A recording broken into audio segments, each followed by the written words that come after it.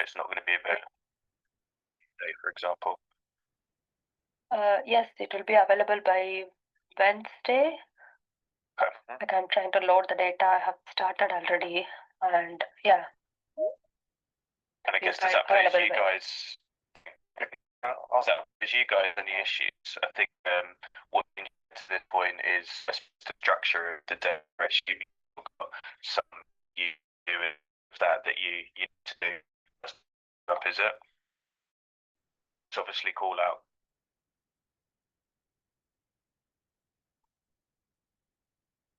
Question to 31G colleagues.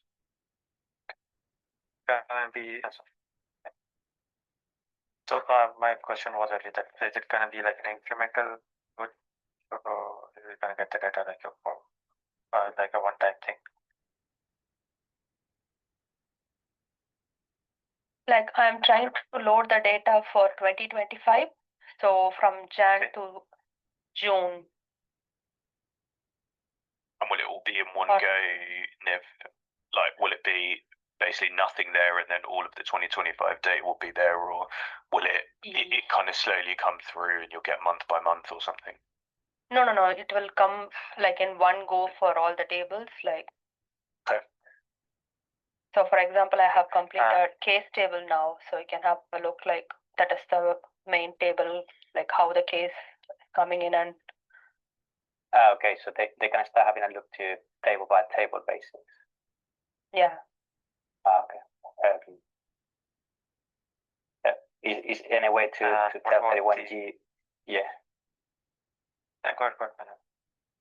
No, sorry, I think I got a delay on my end.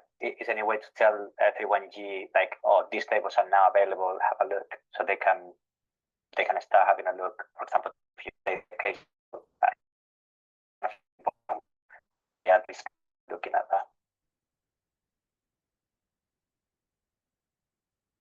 Yeah, that'd be really helpful if possible, Niv. Just when you've managed to do tables, letting the guys know, just so they have something to look at, if you don't mind. I think even in that Teams chat, if you just say, yeah, this table's been loaded in now, then everyone can see that. Okay, yeah, I'll do that, yeah. Brilliant. That would be nice. And what about the historic data earlier than the January 2025? Any tentative date on that?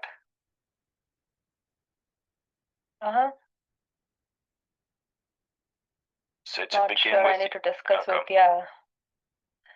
So we will have 2025, so we can have the, structure or, the project initiation, and then we will bring the rest of the data historically. Okay. That sounds Sorry, Shane, you need to say something? No, that's fine. Sorry, I think there's some delays on some end, so I feel like I keep talking and somebody else is talking. No, that's fine.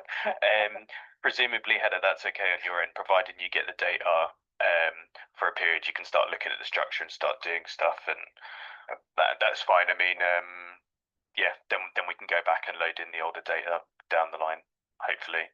I don't want to talk for you. That sounds good. We just need a common data time period for all the data sources that you can get. Brilliant. All right, so the extra data availability is sorted, and then coming to the next one, that is the common key definition and the workflow. Basically, the UUID thing that we discussed last week and possibly this week as well. It was discussed. So, any update from you guys on it? I think no. The last. Oh, I was going to say there was a that you guys had, which we were quite excited to, I suppose, review and understand, and then potentially go from there. So, sorry, Asfand, I think I spoke over you there. Go ahead. Yeah, I just wanted to explain the whole process. Like we have decided, like we'll generate UUID in one system, and then we'll copy that UUID across all the systems. So we just need to know the onboarding process. So I think just if we can decide like which system do we need to use to onboard the system, to onboard the staff, initially. So I think that would be great. Jared has hinted that it's your iTrent system for all the clinician and non-clinician staff. you can start with this or any other system? No.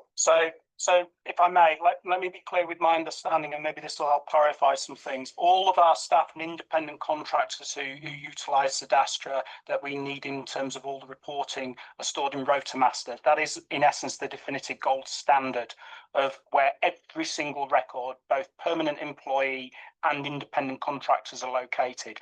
iTrent only contains our permanent employees, or our employees that are a subset, or the default single source of truth for everybody is RotaMaster.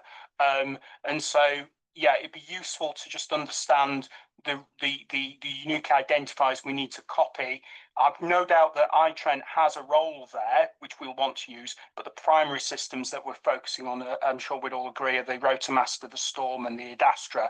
And if we can agree on what we copy where, you can agree that with us, we will clearly pick up the actions to make sure that we pull up both systems, and we will be taking this data that we have here and copying that in. And I think to your point, Asfand, is the sense of making sure that our joiner process keeps that in synchronization.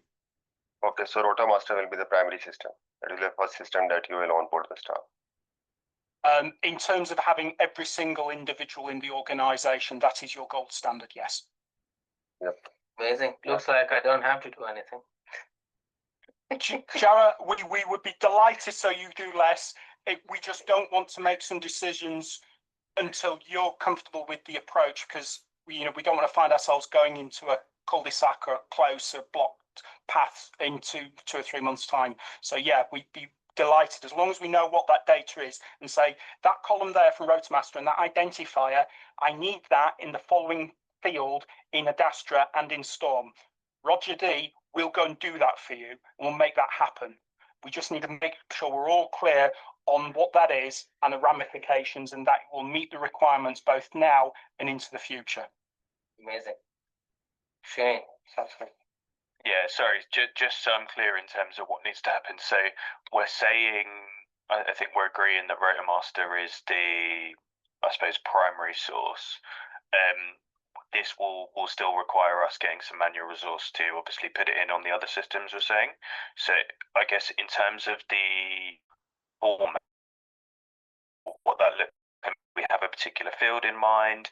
Is that still up for discussion? I just want to be really clear, I suppose, where I'd like to be ideally by the end of the day today is me and Nigel are saying we need this resource and we need them to put this field into this box on Storm, this box on Adastra, and well, potentially not on RotaMaster if it's already there, or if it is on RotaMaster, then we'd put it in a relevant box. So are we clear on all of those points at this point? Because I'm not, but that might be my misunderstanding. no, it's a very valid question.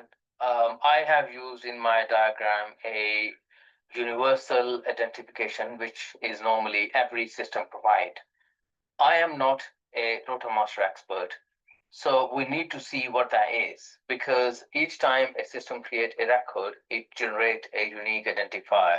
So if we have schema in front of us, we can clearly see which field that is.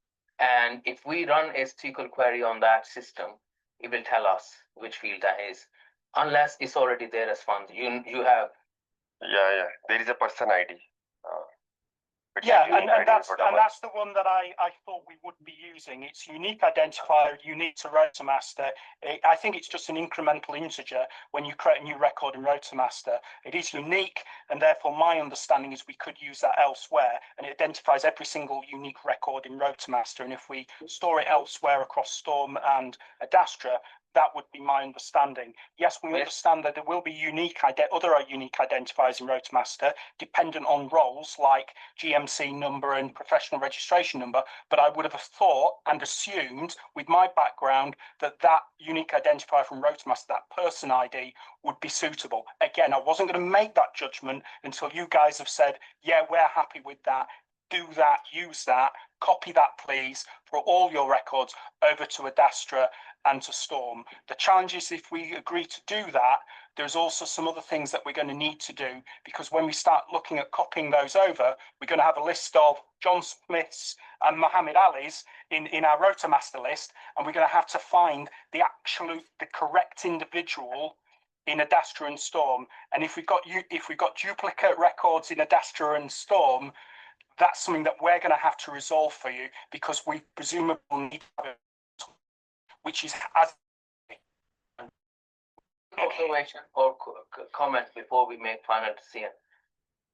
Can someone paste what that person ID looks like in the chat? If someone have that. It's an integer. It's an integer. If it's an int, I'm 100% with that. Yeah, it shouldn't be a string where we're joining on. So if it's an int, I am 100% for that. And if we're copying it over into Storm and Adastra, the understanding I would also have is, are we copying it to a place that we can get access to via the SSIS reports? And is it a location that we're all comfy with, whether that's person ID or some registration? Because I think there is a place in Adastra where you can put a professional registration in. Well, we're not going to use that, I believe. We're wanting this in the person identifier. So we just need to make sure that if we're putting it in that place of Adastra, can we get to it? And does that cause you any problems in terms of all the other work you're doing, pulling out stuff from Adastra and linking it together with RotorMaster and Storm? Because it'll be a custom field. Either we can use a custom field, or we can use an existing field to copy our data. There is a person, as I understand it, Shane, and Shane probably put his hand up because he knows where it is, because he knows Adastra. There is, I think, a person identifier field. It's just, as I understood from Jeanette, the way that the tables linked in Adastra was a bit, it wasn't as straightforward. Shane? Yeah, do you mind if I bring up something? Show us. Yeah, sure, go ahead. And I appreciate you may not have obviously had the chance to go through all the Dastra data, but the easy place, and I appreciate what's easy isn't always possible, that was in my mind is just this external ID. We're not using it for anything else at the moment. So Happy with that. I just want to, if you can check that it's included within the SSIS package that you're getting. I say the only, I know there's been a few conversations about this. I know you guys have obviously looked at the data on Storm. Did you have a particular field in mind to use there? Because I struggled a little bit more there, and I don't know, do we need to have a bit more of a discussion with Storm on where we can put that, as well as obviously the other queries that came up from the call on Monday? If you share the same kind of screen, if you have access to Storm, Yeah.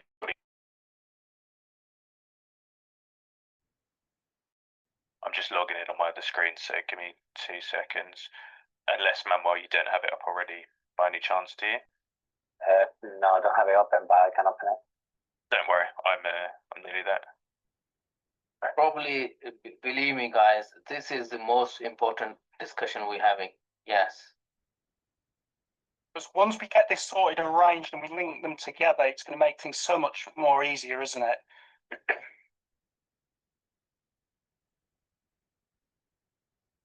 You guys see my screen again? Yes, we see. Yep. Right, so when I've done a review of this previously, I suppose it's not necessarily as simple. So, well, you've got these personal details here. We're not really using the work email box, but do we want to use a work email for this? Yeah. Probably not. Can you click on extended details? Yeah, I'm sure there was a. I'm sure there was an. Maybe if we put it in, maybe miscellaneous 1 or 2. Yeah. Yes. Are you able to check if you guys have access to that within the Storm API? Yeah, is that exposed on the API? If you scroll down a little bit, Shane. So, I thought there was. see the password. This is all stuff to do with the call. There was these, but I don't know, can we leverage something else when we're not necessarily using this? Because I did find that you've got account IDs, but I didn't want to cause any problems there. But yeah, there's not really anything else. How interesting. Interestingly, Jeanette did mention to me that despite us not being able to see it anywhere here, there is apparently within the Storm API like a user ID, but it's not anywhere here. So that's exactly. That was my understanding as well, Shane. Yeah, it's just not exposed here, is it? Yeah. So, for example, Shane, your user ID is 359357. 9. Yeah, I sent the URL. Oh, you can. It's not anywhere here. Well, No, I'll double check it, but Yeah, Yeah. it's not visual. No. no. So, So, are you guys let's use able that to with take that away miscellaneous, to check yeah. if miscellaneous one is in the API? Because that gives me and Nigel the information we need, and we can start getting people on that really quickly. So Manohar, can you check by hitting the API whether we can get this one? Shane, Just could gonna you load up do me a the. favor? Yeah, of course. Shane, can you tell us which exact API is this? Because we were given only 2 APIs to, test. It was One for the real time. I'll say it's the Storm API. So the one provided by Content Guru. I'm just looking in the specification now. No, they just give us 2 APIs, one for the get report and one for the real-time stats. And this one is not included.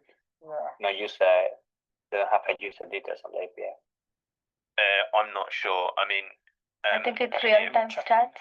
You think it's real time? Thanks, Niv. Yeah. That is for Storm and the other one is for Automaster.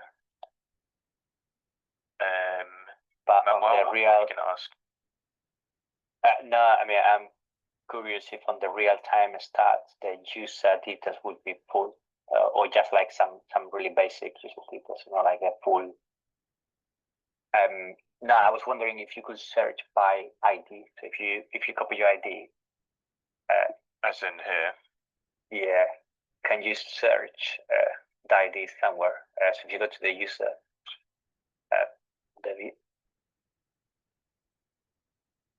I do see miscellaneous field 1 referenced in the API documentation. Where are you thinking of searching, Manuel? No, I thought it would show on the columns here. Okay. If you're gonna look for the user 1, 2, 3, 4, I would like to be able to search on the web interface for that 1, 2, 3, 4. You know what I mean? I don't want to be like, I don't know, exporting users on a CSV to then find it, and then. But I guess we can find the username. Yeah, I guess it's just already back to Rotomaster. Yeah. Again, you need to check. Well, I don't know if you could do a search on there, but yeah, we can work that through. So I guess providing those 2 fields are on I guess the 3 fields, providing the person ID, which it sounds like it is on the Rotomaster API, then the miscellaneous one is on the Storm API, and that external ID is on the Adastra sys package. We're saying that's the direction of travel, right, guys? Yeah. I think the miscellaneous field is available in the get report API from what I see in the documentation. It is. Can someone actually hit a Manohar or any Kashyap, the actual developers in this code? Let me try. Yeah, I don't trust documentation unless we see it. Skeptic view. That's rule number 1. Absolutely. Niv's got a hand up. But the documentation. Shane, the external ID that you showed in the user maintenance, it's not getting like stored anywhere in the table. When I searched for it, I couldn't find that external ID. Okay, that might be something that we need to speak to Advanced on that. Speak to Advanced about. I've got a call with them. I don't know, some point today, 1 o'clock, I think. Okay, yeah. So I can bring that up. Yeah, I got a call with them at 1 o'clock, so that is fine. In terms of the, and sorry if I'm using the completely wrong terminology here. In terms of the personal ID user type tables, do you have details of what is included? Just if we do need to revert to a plan B, just to understand, is there another field down? So we need another So data let's say feed I speak to to them and they store. can't do the external ID. Are you able to see based on the tables that we have access to today what fields are included, and then we could maybe kind of look at we're going to use this one instead actually because it's available to us and works as an appropriate kind of number 2 option. Agreed. You know, if it just says custom field A, or even if it says something else, at the end of the day, as long as we feel that we can utilize it and it's not going to be deleted and it's accessible, you're right. That's a reasonable approach, Shane. Okay.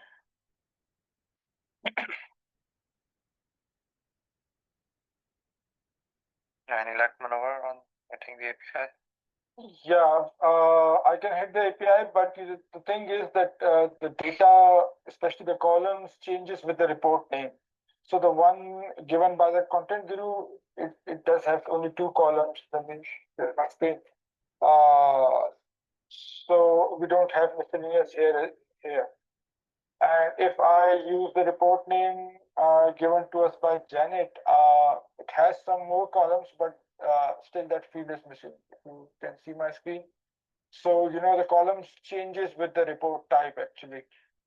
So we need to see in the so we need to add that field raw into data the report. Yeah, just yeah. What happens if you add it in? Will it return?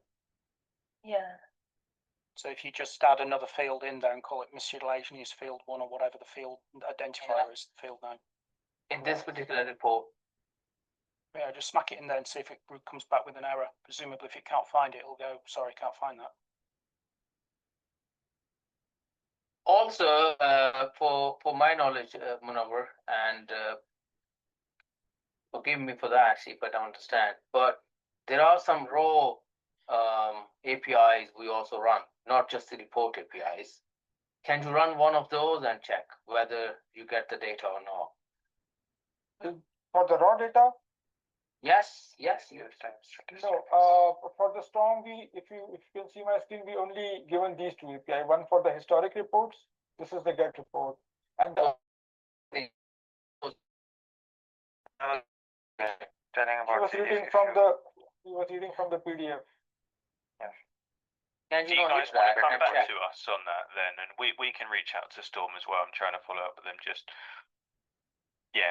if you want to let us know, because I think what was being displayed on the screen is like custom reports. Yeah, I think so.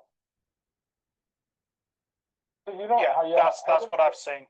Yeah, exactly. So it totally depends on the report type. If the report includes that field, maybe we can have it. Based on this, it looks like it's within there, and I suppose we can ask for that field to be added in all the reports. I thought we add ourselves in reports. No, Niv can add it, and we can. Yeah. Janet. The other day, Janet was playing with that, so she, created some of the reports in which she added some data, and then we start getting even this thing in the API. Before that, this was actually a report generated by Janet right before us. I think summary, Shane, is doable. We just need to test, so that's fine. Yeah. So let's treat miscellaneous field 1 for now, unless we've proven wrong.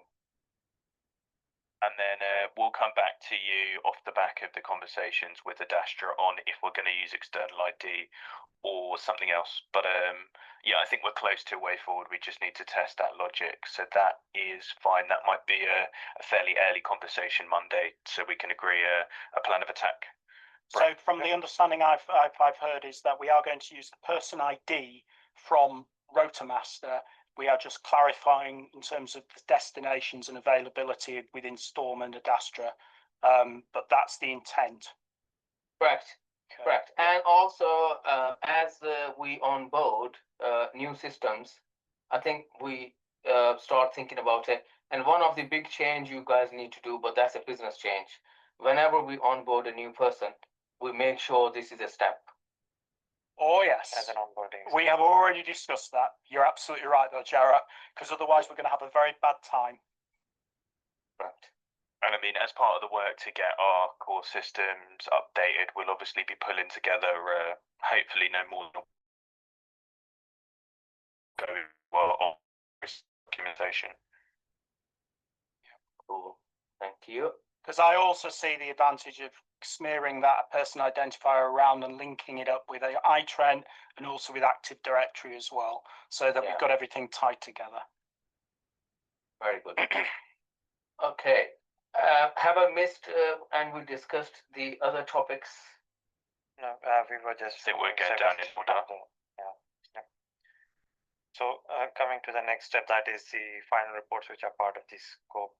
So I saw the document that Shane you shared, and I saw the comments that some reports are part of the scope, and some of the sources of the reports included an Excel file. So we just need to clarify like which reports can be done inside the scope of the project and which cannot be done. So yeah. So sorry, Shane. No, you go first. Oh, okay. So there is a sense of there was an understanding that there is a small number of sources of data that we are totally reliant in terms of flat file. That's the data from PPG that comes in via flat file, and we also discussed the other day that there's probably one or two other sources of data that we would only be reliant on flat file. Clearly, we appreciate that may be outside scope. As long as we understand that, either with the team or as a change, we'll have a look at that. We were very clear that Adastra, Storm, and Roadmaster were the three primary sources of data. So if we are scope creeping into, we will have some flat file processing from other sources. I do appreciate that we just need to understand what the implications are in terms of any additional work, and understand that in terms of timescales, and understand that in terms of any additional cost.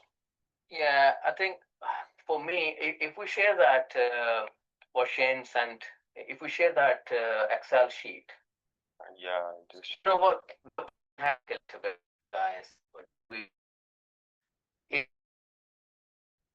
a lot of these reports, and I use the word a lot in data world, and that's human middleware. A lot of these reports, if you see, most of them, out of 65 reports, I think I checked, half of them say out of scope, and even which are in the scope, they reference an Excel file, which normally does not talk about a source system, which tells me it is probably some Excel file which has been hand cranked and been put in to do the reporting. Obviously, we all did that. No one can get rid of Excel forever, but there should be a governance plan for that, I think. And is there a sense from you, Jared, that for everything that says Excel file, we just need to be very explicit of where that's coming from? Because for some of these, there may be a sense that they're all coming from the single PPG Excel source that we've discussed, and therefore it may be not necessarily a major issue. But if there is Excel sources across 20 Excel sources, that's going to be a bit comedic and unreasonable. It's not even that. I mean, for me, ingesting Excel files is a big change. We can do that. The governance of those Excel files is a problem for me. Yeah. In other words, when you say the governance, the consistency, the formatting, the agreed processing of that, and the regimentation. Yeah, and we can discuss that, and we would appreciate that any risk associated with that would be documented and be owned by ourselves. At the end of the day, we're relying on third parties in the most sense to send over Excel files that are consistent, and if they're not, then they can't be processed properly, and therefore the risk is ours. Okay. For example, let's take one example. So, sorry, Shane, just last comment. Let's example, which is the first site or whatever, and although it says that it's in the scope, because all the red ones are out of scope. This says Excel file in the data sources. This is the forecast file that comes from PPG. Right. I think that is the only Excel file that we have. What I was going to say is that a lot of it will be reliant on kind of one or two files that we get through. So the top three reports are the same, they're just at different frequencies. So we pull loads of data from Adastra at the start of the month, or potentially even different, so that Niv will be able to confirm. We get a flat file from our partner, who says this is our forecast for the month. So all the forecast and I suppose activity related reports, where we're talking about Excel files, it's just this is what your forecast is, and everything else comes from Adastra. So it should be a small number of standard files which apply across a number of different reports. We can get an example of that as well to see if we think there's any issues. But Niv, am I right in saying that it does come in a kind of standard format with whatever regularity it does? Like we get it in the same format, and if that needs to change, we can have that conversation. And by the sounds of it, that's not a file that's transmitted every hour. That, as we've just alluded to, especially in that PPG cases, it comes in at the start of the month, it's processed once, and then that data is used during the month. That's the understanding. It's not that it's multiple processing every single day. Is the formatting same for all the SITREP files? No, I think different types of report, a combination. Like first, I can see first 5 or first 4, they will have one Excel file, and then if you go, OH will have the OH SITREP report will have another. It's a different grain of Excel data file for the same data. But we can try and do some work to make sure it's aligned. I mean, it's not that many fields, so the effort to make sure that it's relatively uniform shouldn't be that great. The way the forecast data generally presents is you've got the dates across the course of the month, an hourly breakdown, and then a count of how many calls you expect. So it's not like it's, I don't know, 15, 20, 30 column headers of data. It could be as small as kind of 3, 4, 5. It's fairly standard. And so from my perspective, Shane, is that a sense of we'd want to just send our 31G friends just an example of that if we haven't already? Yes. Yeah, we can do for sure. Because that might look at is how closely our forecast that we do ourselves, which is why there's a slightly different one referenced on reports 12 to 14, because we do a rain for Northwest London out of hours, as far as I understand. Yeah, we're just trying to align that format, but we can send examples for sure.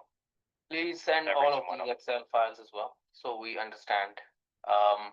And then Nigel, we can talk about how we treat that as a change request or whatever. I'm not bothered about that. I'm just bothered about the governance of these things rather than I agree. Yeah, and we are too, and therefore it's going to be really useful that we make sure we understand who is owning that governance, and we're all very clear on this. That's helpful.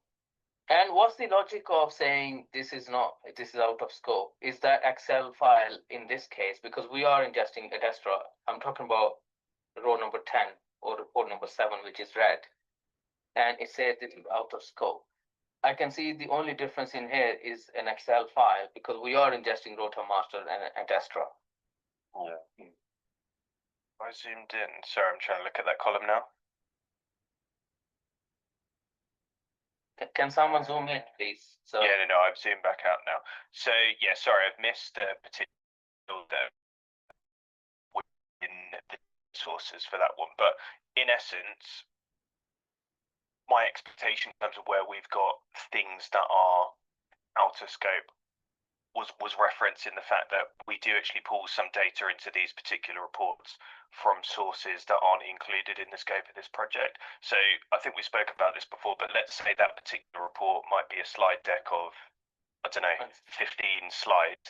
It may well be the case that Adastra, Rotamaster, and Storm provides data for 11 of those 15 slides, and then we get our governance team or whoever it is to drop in information about our patient safety incidents, which isn't in the scope of this.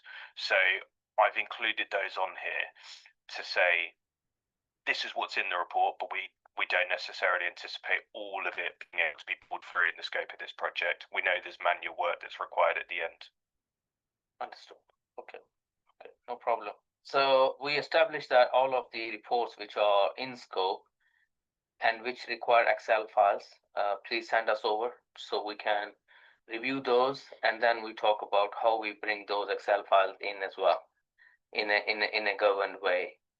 I think I'm happy with this one now. Anything else? I think we are sorted for this point on the reports. Coming to the next. Yes, yeah, just one question, like for example, except Excel files, what are the final format of all of those reports? Like, is it Excel, PBIX, or like for all of So that? the format that we want it to go out to the user in. Yep. It has to be Power BI, no?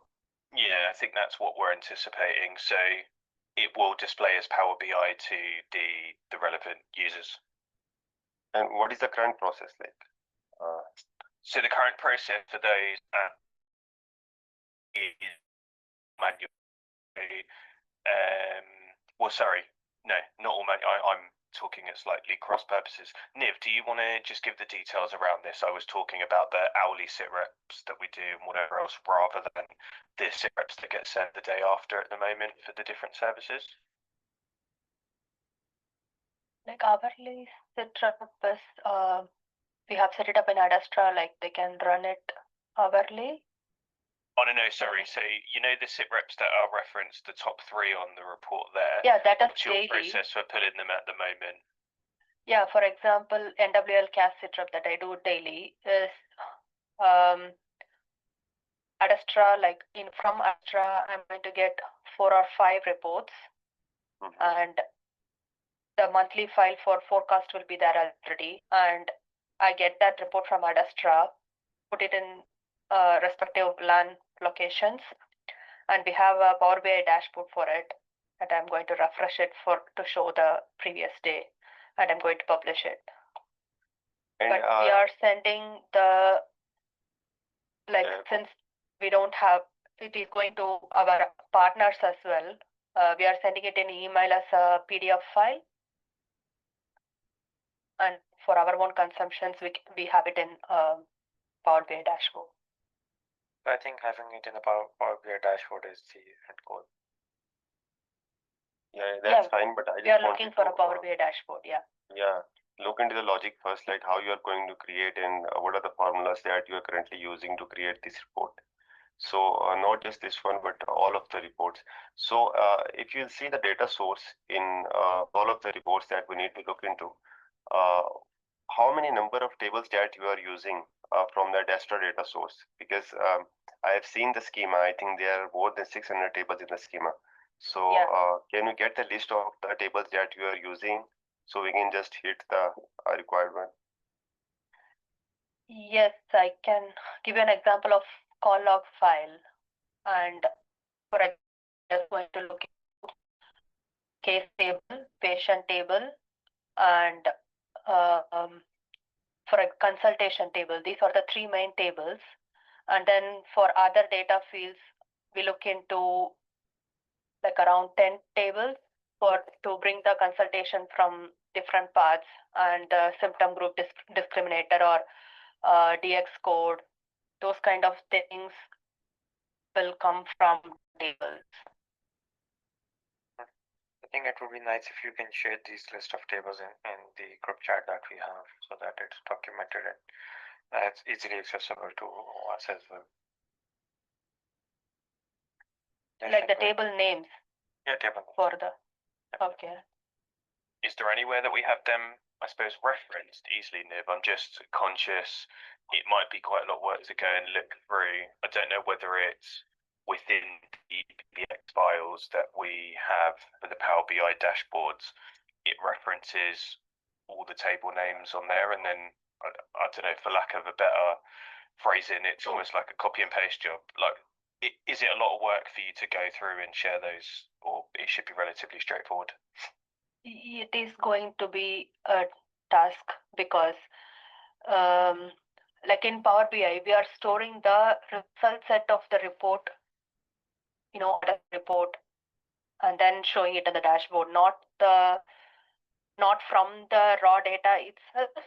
So, like, for example, what we have, Adastra, they are sending hourly data feed.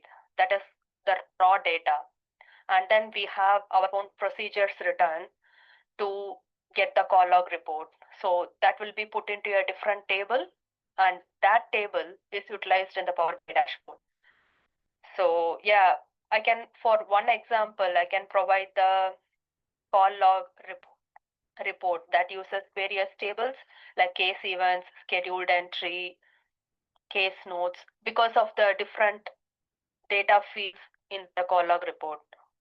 Or is it okay we can reduce the data fields coming from that call log report?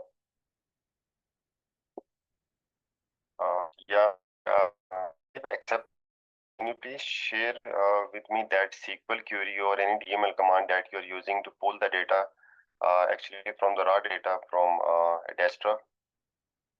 Yeah, I can share you one example call log report. Okay. I'll drop it in this chat.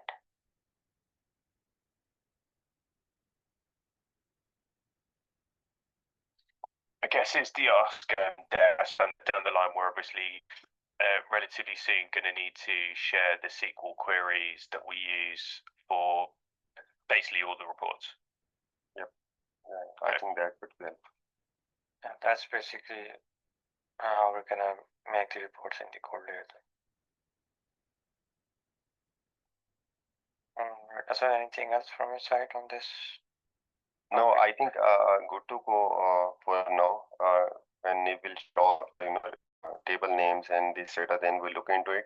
And from Monday, we'll have 2 to 3 meetings in a row, specifically dedicated for a Destra. So we can deeply dive into the KPIs for a Destra, and we can look into data sources as well. So, would that be possible for your team, if Shane? Say that one more time, sorry. Like 2 to 3 meetings starting from next week on our Destra specifically. Yeah, for sure. Sorry, I haven't booked in anything yet, but we can start to put in those sessions for sure. I will work with you. I guess once others drop off this call, because I know there's some project management specific stuff we want to talk through. To try and book those in. That's not a problem. Sure, sounds good. All right, moving forward, next one was the PPIX files for all the reports. So Aswan, are there any specific the PPIX files you're looking for, or in general, we need all the PPIX files? No, definitely we need all of the PPX files that they have already created. Because I exactly don't know after looking into this report, like how many of them have PPX and which of them are not. So, okay. I guess with regards to the PBIXs, I think Jeanette was having some issue being able to access the area to actually upload them. I think she did have access and she didn't have access. Yeah, it would be good just to try and get that popped up. You've provided access again? I did provide it to, when I saw it, she did add the edit access, and then I provided you and David the access as well. So maybe you can try uploading them. That's fine. Are we able to try and look at Jeanette's issue as well? It's just, yeah, it kind of saves her having to send stuff to me. Sure, I can look into it. Thank you. And then I can catch up with Jeanette on Monday to try and see what we can do on that front. That's not a problem. All right. Sounds good. Coming to the next point, that would be the final decision on either using the API reports or the CSVs. I think it's just a temporary solution till we get the API access to the Storm reports. So, do you have anything on this? Aswan, you want to add anything? No, I think we are looking into the feedback from Storm. We already had a meeting with Storm. But yeah. I need to follow up with them. So I know we raised some queries with them on Monday. I will try and chase down someone over there today to see when we can expect to hear back. And I guess if it's a case that we're going to hear back next week, then we wait. If it's a case that we're not going to hear back for much longer, obviously won't be happy to hear that, but maybe we explore other opportunities. Okay, sure. And then I think the next part also relates to the Storm follow-up is the timeout issue while calling the data via the API. So which I think was also flagged with them on Monday, as far as I understand. Yeah, so I think Jeanette has flagged that, and she'd asked me to follow up with our account manager there, of which I've got a note to do that today. So I will let you guys know as soon as I hear anything. You guys will be the first to hear.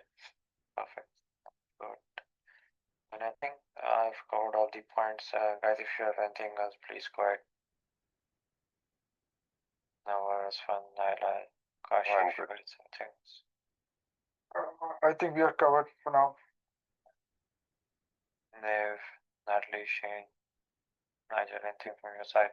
The given topics. Nothing, I suppose, well, nothing that requires everyone staying. It was just for me and Nigel to catch up from a project management, project plan, all that kind of perspective. But I see Asfand has his hand up. Asfand.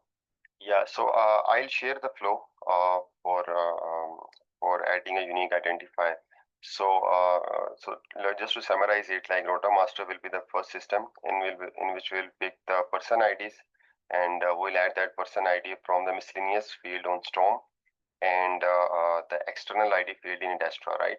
So I mean, how much time will be required to to populate that field after adding the staff into the Rota Master? We need to obviously agree the fields, and we could probably do some sort of ballpark estimate of how many people are going to be impacted. But I would like to think, providing Nigel and I can get the resources agreed by the wider business, then we should be able to get that done within like a week. I think it's going to be someone doing manual data entry for I mean, it's several hundred of records, but it is going to be, my concern, as I mentioned earlier, will be, oh dear, we've got multiple records, or which is the right record. That I think might be the issue, because having two systems of here's the listing here or the spreadsheet, and here's what we just need to add in, it should be a case of click, save, next record, click, save, next record. That's how I see it. But as I've said, if we have duplicate records, some time on. Hope it won't be long though. I think that's one is referring to when you are onboarding a new individual into your system. So how much effort would that require for one person to be added into all those systems along with that new field? Okay. I mean, it's areas of the system that they're already going into. So I don't know. I might be slightly oversimplifying it, but I'd suggest it's probably like a minute and a half more per user, and we're not adding like hundreds of users a week. We probably have, I don't know, on kind of busy weeks you might have 10, 20 new starters in a week. Other weeks you might have one or two. So yeah, it's not kind of crippling to the business that we've got 90 seconds extra per person. This isn't something that needs to be automated. I mean, other organizations, an integration engine and link it. No, this is something that should be manageable. I think that answers your questions. Yeah. Alright, I guess then that would be also Shane and Nigel and myself will be in this call list. Thank you very much for joining. See you later. Thank you. Cool, thanks. Bye-bye. Thanks. Thanks all. Guys. Thanks.